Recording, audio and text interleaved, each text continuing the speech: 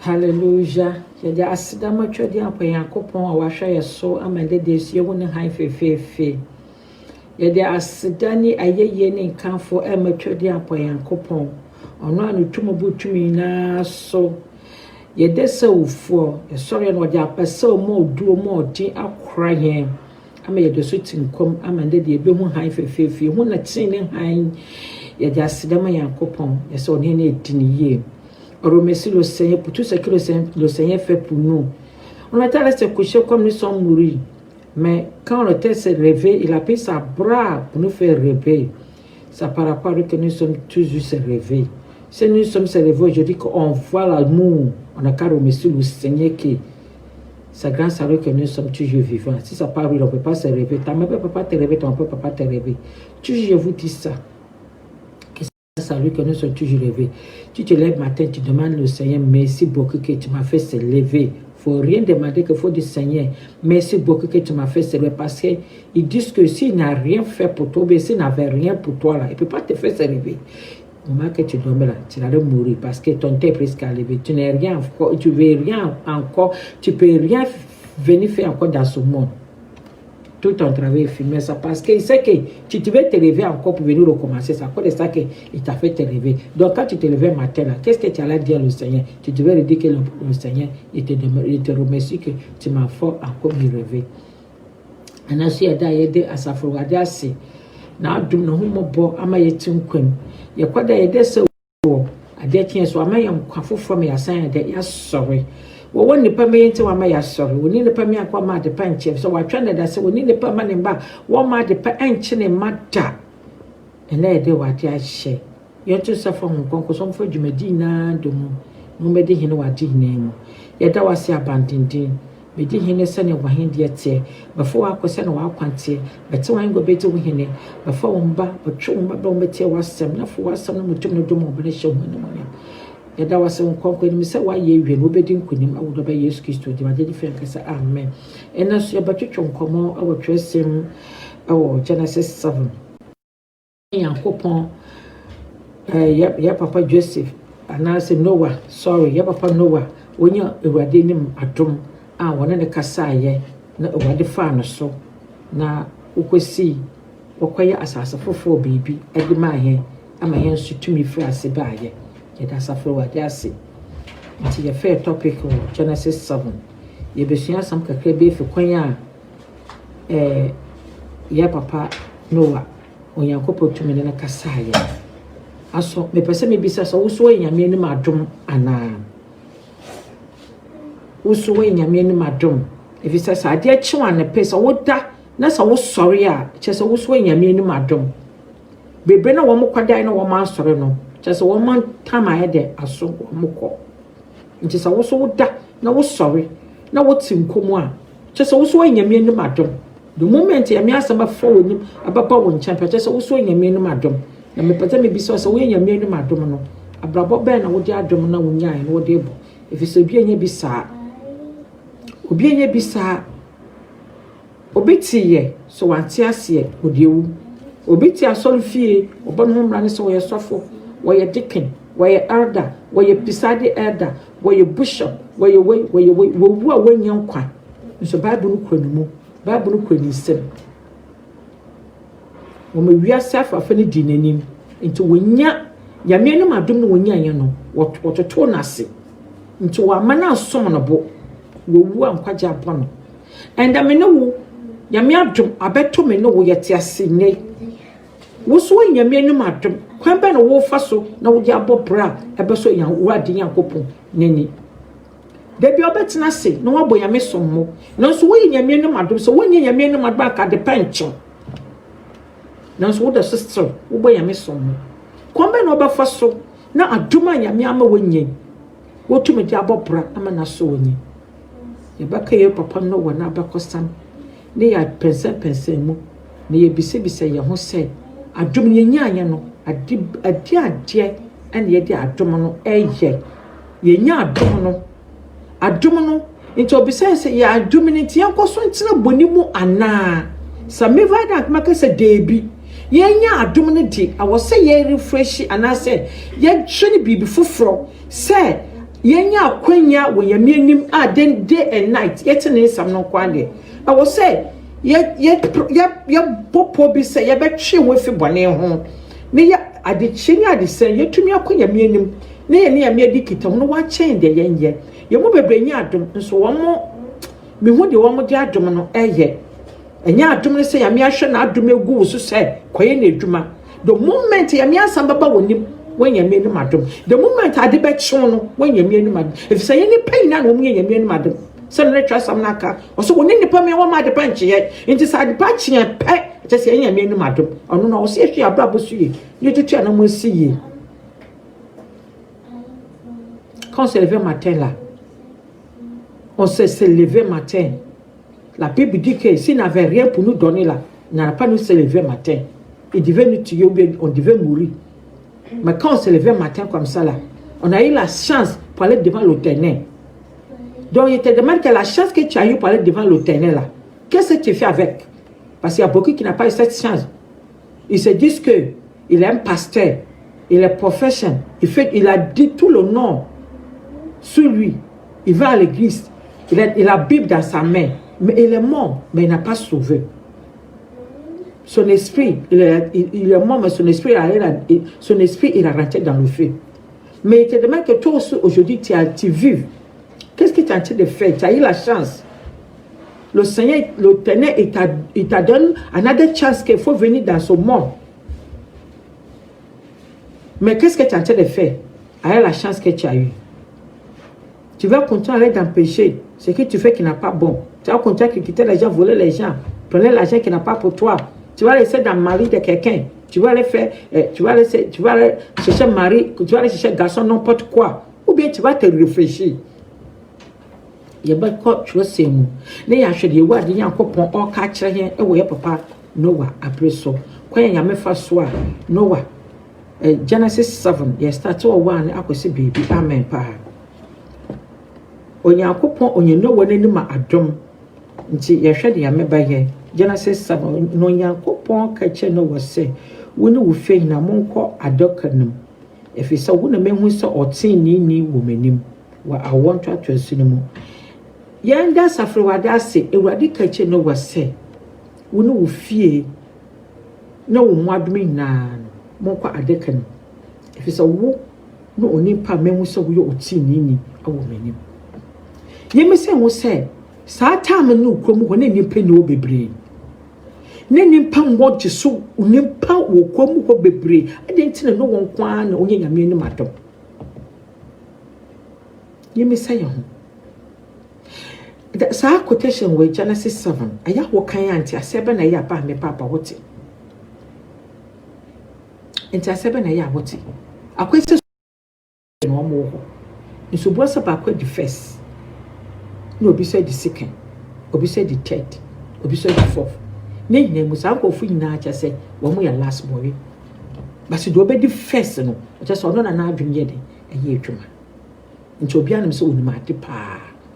Here, Nipa more than 30, or not quite to make the first, why yet. Never person me be so a crabby what I said. I didn't know one point when you are coupon in my dome. In a pub, who couldn't one. I didn't know one quan when you are coupon in my dome. Yet the man, yet the souvent qu'on va à l'école, sans rendre à l'école, il y a beaucoup de gens dans l'école, mais il y a un seul personne qui est là dénier. So on a été de dire qu'on va assister les noms là. On va dire tous ceux qui sont dans l'école là, c'est une seule personne qui a appris, il a eu papier, ou bien il a eu devant tous les gens là. Mais il te demande que celui qui a eu là, et c'est celui seulement qui est l'homme. Nous sommes beaucoup. Pourquoi seulement celui seulement qui était dénié? Et puis les autres aussi, ils n'ont rien trouvé. Donc la Bible a dit que Noah, il a eu devant l'Éternel a aimé lui, il a eu qu'il a peur de lui. Donc l'Éternel aimait qu'il acceptait qu'il vienne devant lui.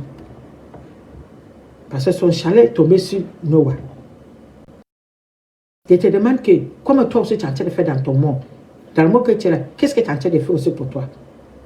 say no way you are coping my doma and then the one more come dear then one more yet nti ye beto so na ebise wade kwanya wo mo so na wo mo komo no wo mo ebo efa amen pa ya cheso ose fa emwanu mu na nsonson eni ni abede fo mu na kɔ adaka no mu na fo mmoni na nson ase mu a wo mu di na nsonson enini ni abede emu a wo mu ntiem fe no mienu enini na obede ewimu no manso fansonson enini abede na wase so enyankon asase so nyinaa efise aka enanso efise aka nanso na matonsu ogu asase so ewiani anadwo eduane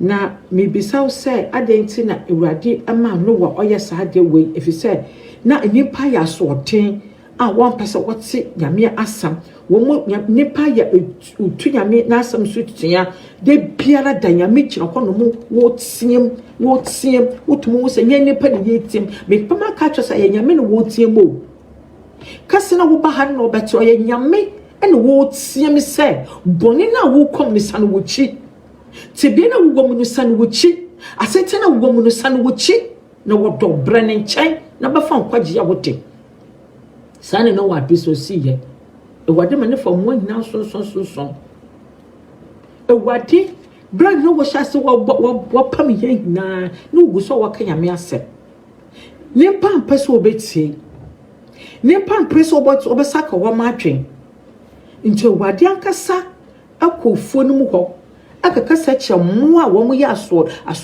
asomre emewurade no otwe wo mu efi ho no mo ebofo hyen na wade ankasa to ahyen no mu ana wo tutu asase nani na wo gye nsuo ewie ne anadwo te bra ni mpani ba ne ho se wo ba bopo hyen no mu no na wo se nyame na metu mo kini me ho kini we wade ho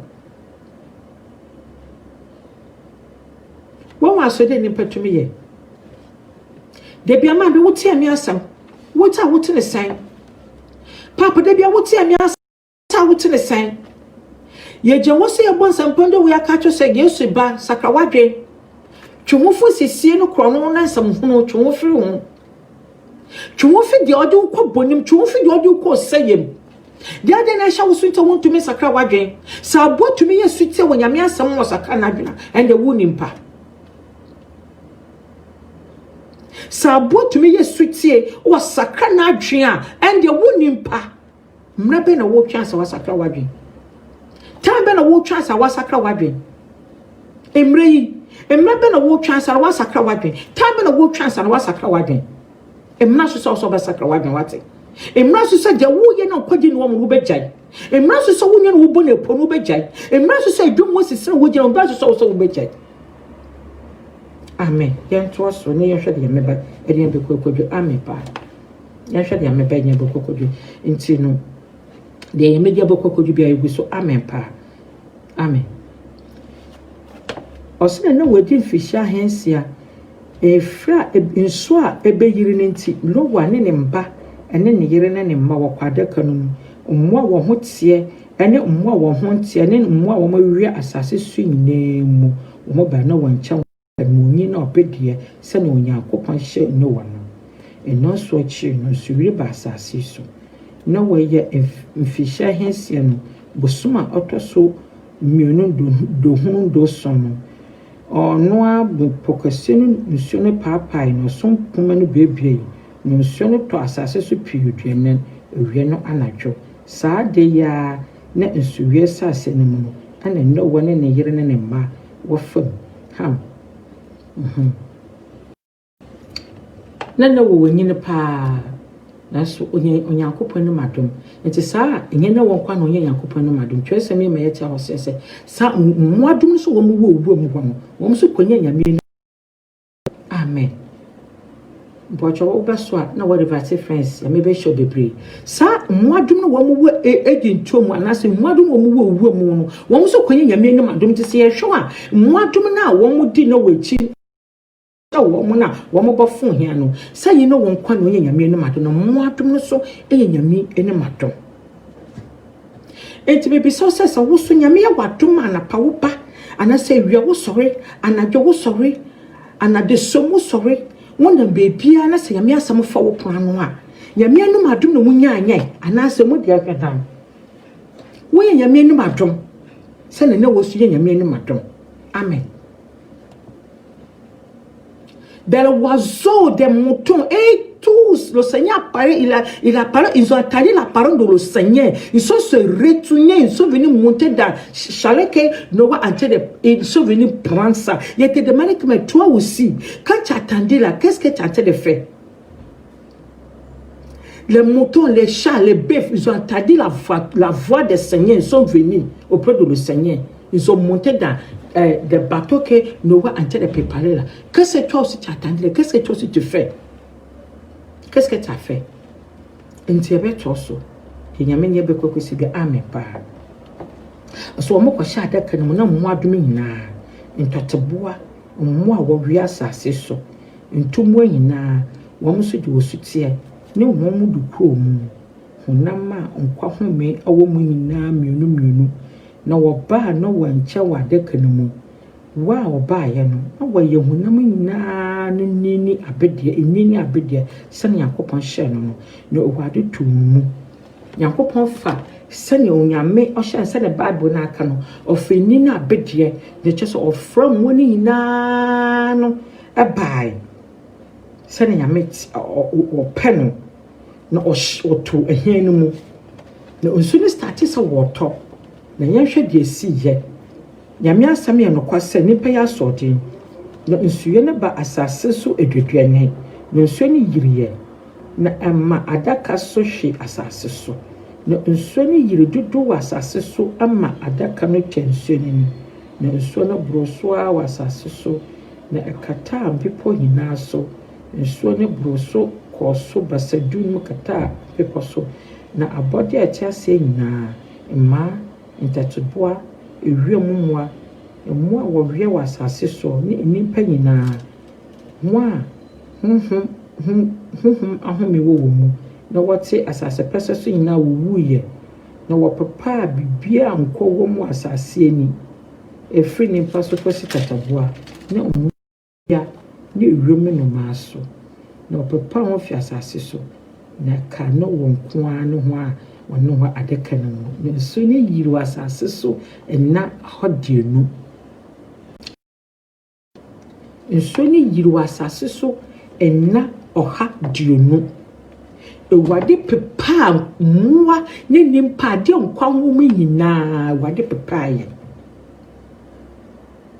nto hune asase wo yina wo so no je wo ye bia mbrebe papa ya me papa pepa asase wo ye nyame asase no na oboye oni memra wo do ahye no asase wo yesuso no oni time so de baba abese asase wo yi de obia ye bia so wo ya bonsam wo so wo humfi wo ye bia no asase wo is belongs to Jesus Christ and asa nyame de wo de mrene na ato ho wo baba pepa de onkomi na wa asase so ente sa wo sori na pare wo ye nyame anim adom a twebe nyankopon na woni ne ndi kita ho na de hyew so wontumi ngem no ye wade akopɛ tumi aboa na wotumi atwo ho afi ho etobi osi ade we minya ka megyame ntumi njai ade enti wontumi njai wonya akobɛgye wontumi de ade na hyew so wontumi njai bibia nso ya meyona a obotumi aboa wotumi njai ewi na aboa ewi na wode ko sayem anasa kwankwansa anasa krono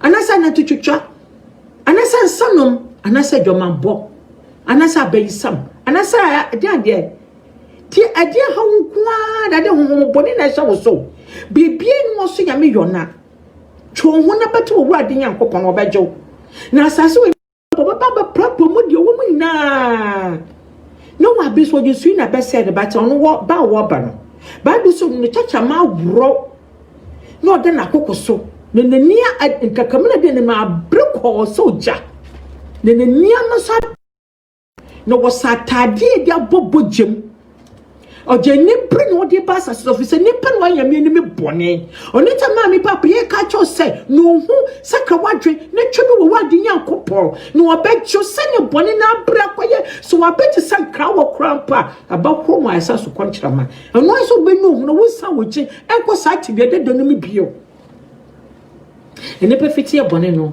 ojesu bese ho so de ngomoria ojije na bese ho sa na asase wo isusu sitie enta asase wo no mbo amfa bone no mo ho mrane enta asase wo na kasa me de yamidom no kwa wodo wunte wa ma de pache won no akwa ma de panchom lorsqu'il t'aime aussi, il te dit que viens auprès de lui, il faut changer, il faut te retourner. Il y a un moment qui va s'arriver dans son mot ici, il va tout gâter, il va gâter tout ce qui est dedans. Mes frères, messieurs, vous demandez pardon. Qu'est-ce que ça t'appartient que tu n'es pas laissé?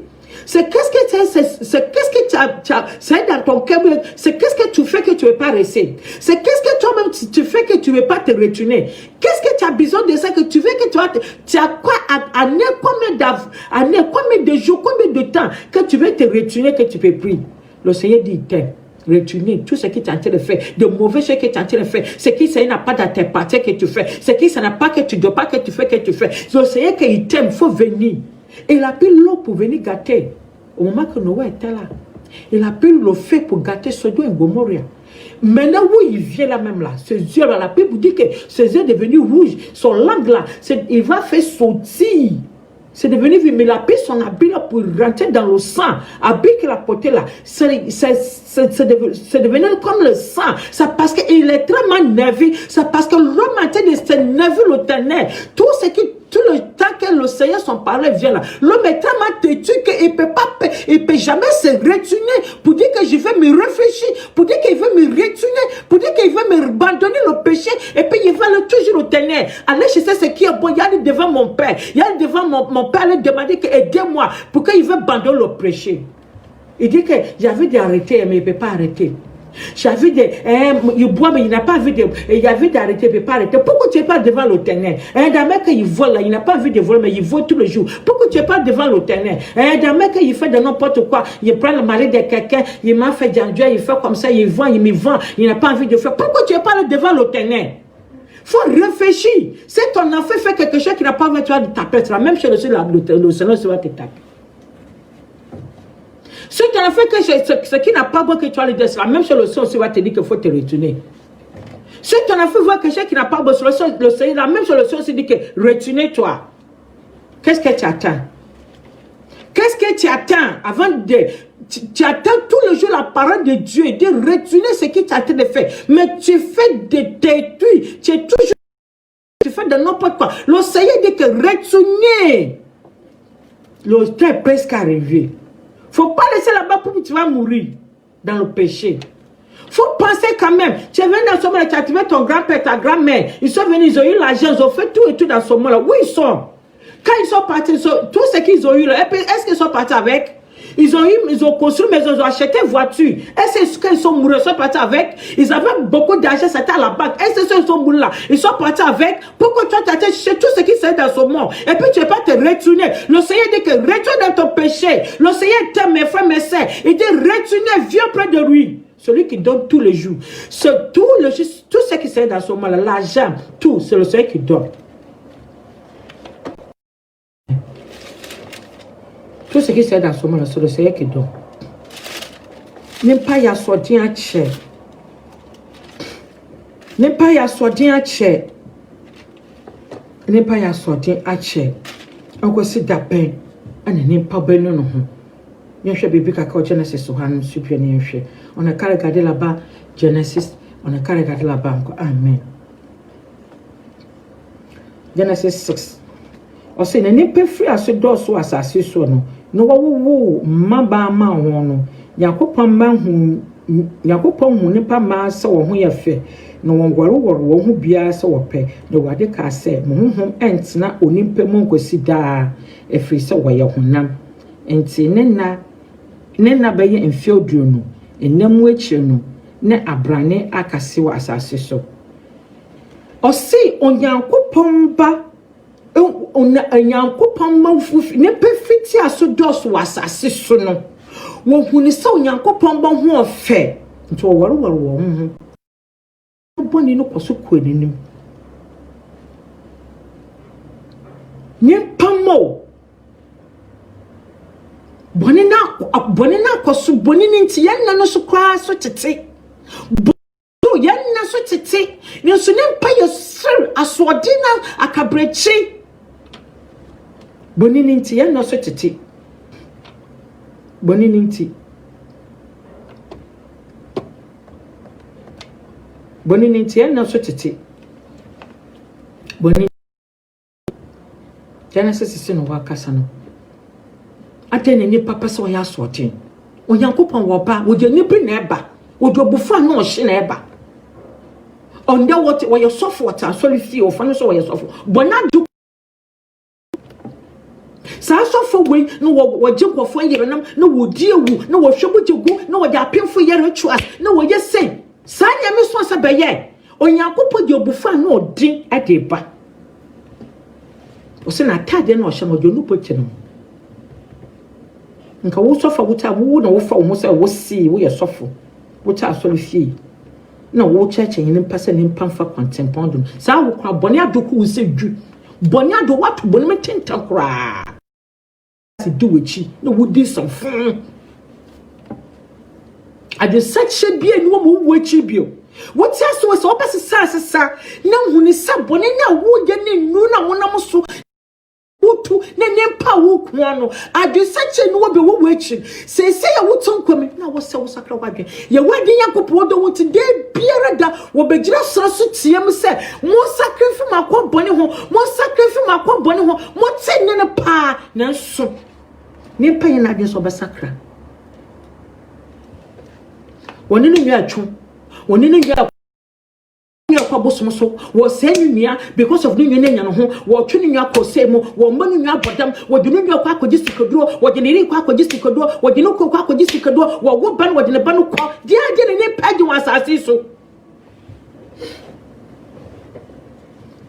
je wo ye nyina kwaje ni wo mo wo be saka wadwe na adwen saka wo ho mo ne pa bia wo chira adwen saka bia no ayeye bia no wo kwasama de akja na kaka se wrade na ka pese me excuse bia no ho bio so tu te dis que tu es pasteur, tu prends femme à Goussès pour aller faire rituals, tu prends femme à Goussès pour aller chercher d'argent, tu verses le sang pour avoir l'argent, tu es dans l'église là-bas, ton église, comment tu as fait? Tu as tué l'homme, tu as pris femme à Goussès pour enterrer ça. Tu prends un enfant bébé et puis tu verses sang de l'homme pour avoir l'argent. Le Seigneur veut, il faut changer ton comportement. Tu es là pour tuer les gens, pour avoir l'argent. Tu as fait, tu dis, mais il sera pasteur. Ton pasteur, c'est Dieu qui t'a appelé. C'est Dieu qui t'a appelé. Ou bien c'est toi-même ton cerveau là que tu as pour faire. And tu sais, où est un monstre, baby? Où est un monstre, baby? Okay. As mamu nya chachafu mamu nya chachafu bebre na nyefo blomubu ai no kwa achachi atwofo mu chachachi afua enfe nyame mu di sene pa gine pa wusika ekum ne pa sene pa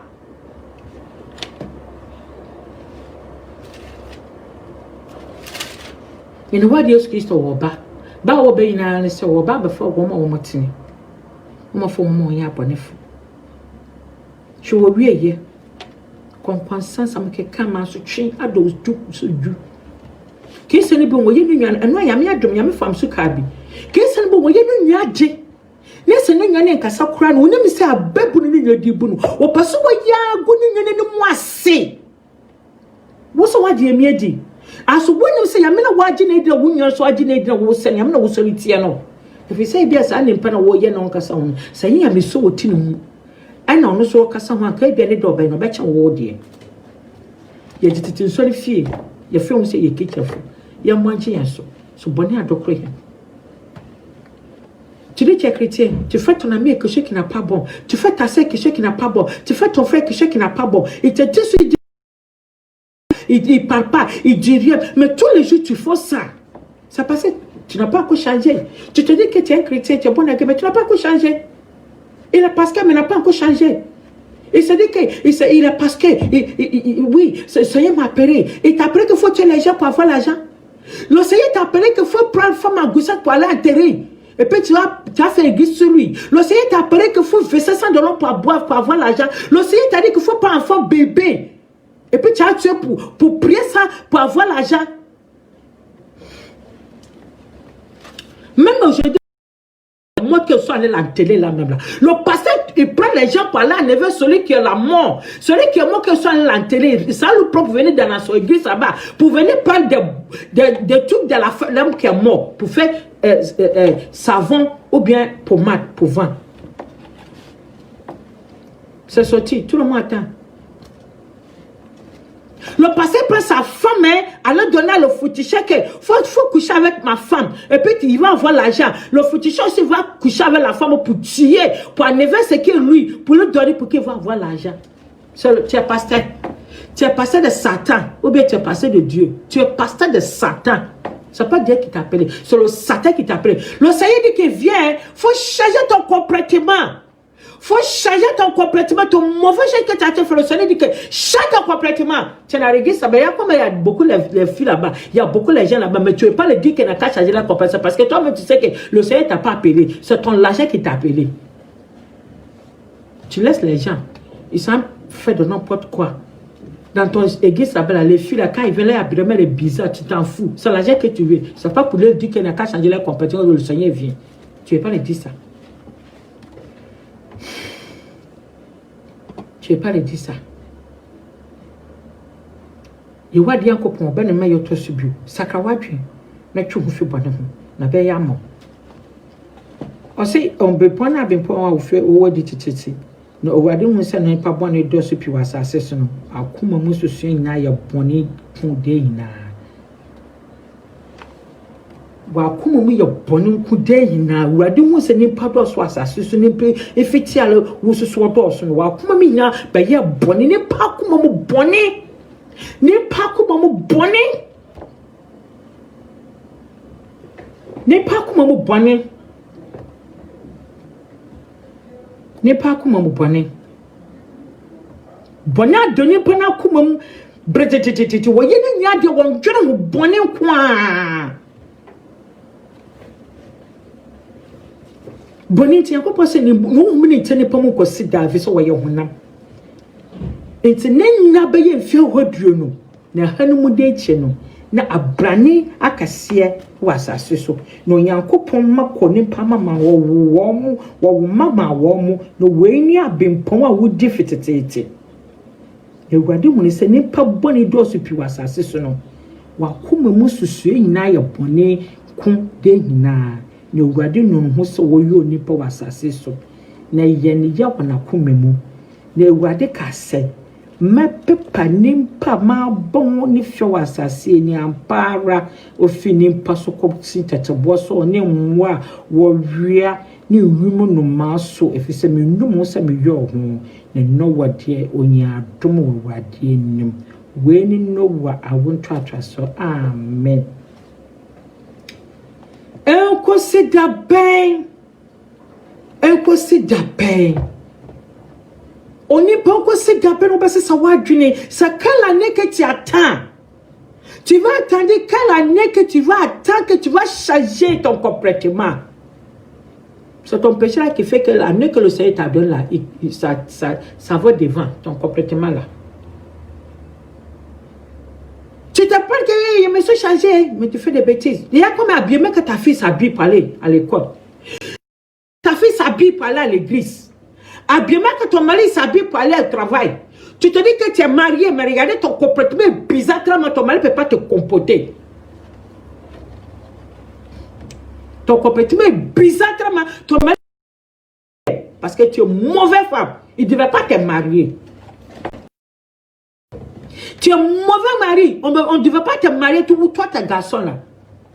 Toi-même, tu es garçon, ton comportement est mauvais. Ta femme aussi, son comportement est mauvais. Donc, vous tous, vous êtes mariés. Il y a comme les enfants que le Seigneur vous a donnés là. Il y a comme vous avez maltraité les enfants qui sont devenus comme ça. Il y a bizarre. Ils sont de quand ils font sortir parole dans leur bouche. Ce n'est pas comme les enfants qui sont devant leur famille même. Et dès que ce sont les enfants qui sont en train de se traîner, qui n'ont pas de famille.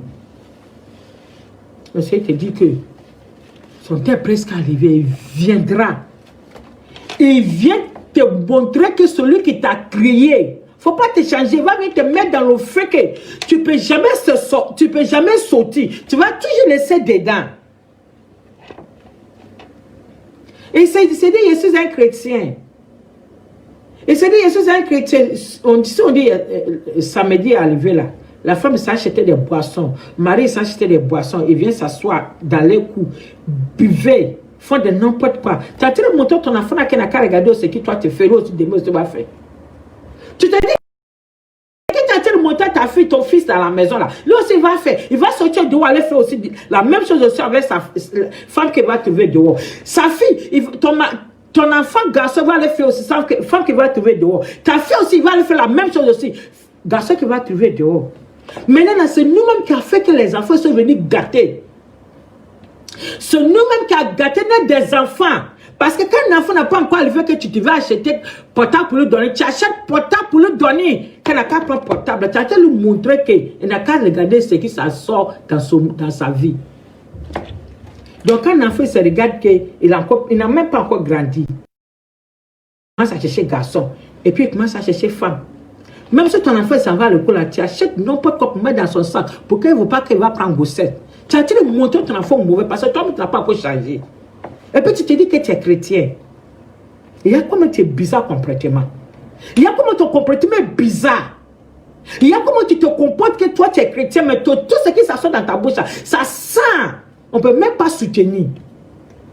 Change ton comportement, le Seigneur est presque arrivé. Changer le comportement, le Seigneur est presque arrivé. Si tu vas m'écouter matin, c'est le Seigneur qui a été parlé comme ça. C'est pas moi. C'est encore bon non. Non, c'est ça, m'renna. Non, what's na say na umba atari ben wo shakwa bonti.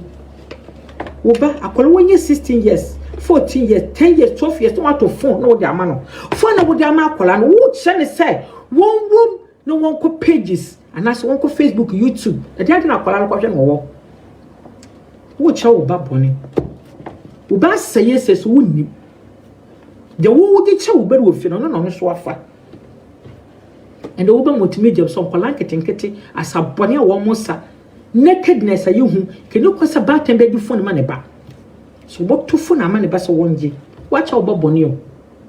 Your 2 minutes child.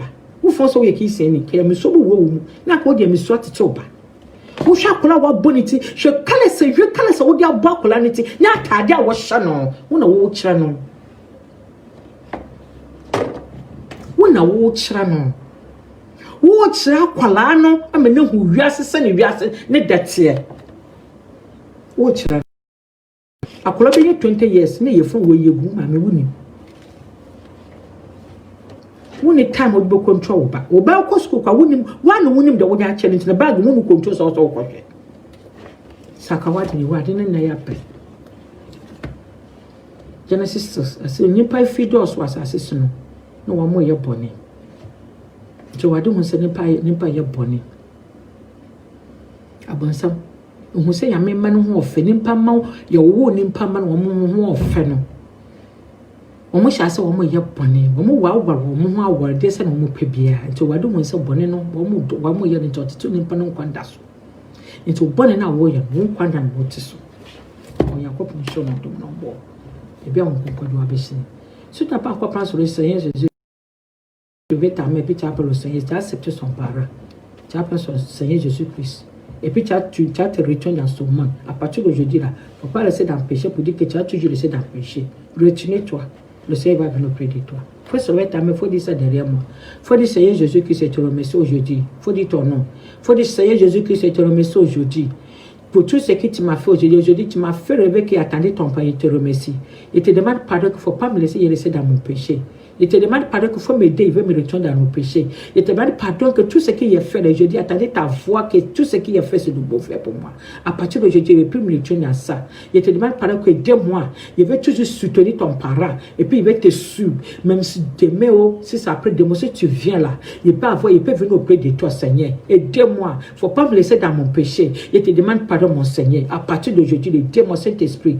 Viens auprès de moi. Et puis tu as mis mon tête en parole, et puis il vient laisser dedans. Il savait qu'il serait avec toi. Oui, la 3 jours, tu te ressuscité avec moi. Et te remercie que tu acceptes tu m'as donné ton parole aujourd'hui. Seigneur Jésus, qui sont te remercie pour tout ce que tu as fait à tes enfants. Ils attendaient tes parents. Ils savent que tout ce qu'ils sont en train de faire du péché pour eux. Ils disent qu'à partir d'aujourd'hui, il faut lui aider pour que vous puissiez aller devant le péché là encore. Saint-Esprit, il faut aider tes enfants. Et puis il faut les montrer tes parents qui sont la vérité, et puis ils vont te suivre. Si tu veux que ton enfant va rester avec toi, tout ça est dans ta main, Seigneur. C'est à toi qui dis que tes parents n'ont qu'à t'écouter aujourd'hui. Ils t'écoutent. Il dit, il ne peut pas rester dans le feu, là. Il faut les aider pour qu'ils vont toujours rester avec toi. Et te remercie que tu as fait ça pour eux. Et te remercie, Seigneur. Et te remercie pour tout ce que tu as dans tes enfants. Amen. Faut toujours prendre la parole de Dieu. Et puis, si tu lis là, tu vas appeler Saint-Esprit. Il n'a qu'à venir t'aider. Il va t'aider pour que tu ne pas tomber dans le piège. Il ne faut pas te donner ton comportement à Satan, puis Satan va te guider. Je te remercie que tu es venu écouter la parole de Seigneur. On va venir à la prochaine.